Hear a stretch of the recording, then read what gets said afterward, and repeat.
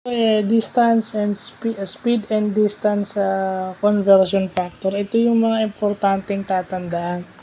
Yung 1 kilometer per hour is equal to 5/18 o 0.27 meter per second.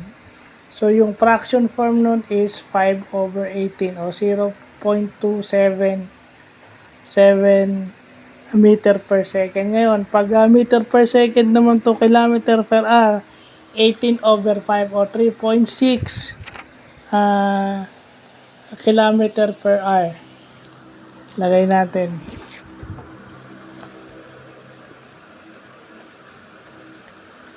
So, yun lang yung tatandaan mo. 5/18 or 0.27 at saka 18/5 or 3.6. So, automatic yun. Dodoblehin mo na lang kung 2 kilometer, ganyan. So, yun yung conversion unit nun. Yung 0.27 at saka yung 3.6. So, meron pala sa 1 kilometer, meron pala siyang 3.6 meters. So, yun.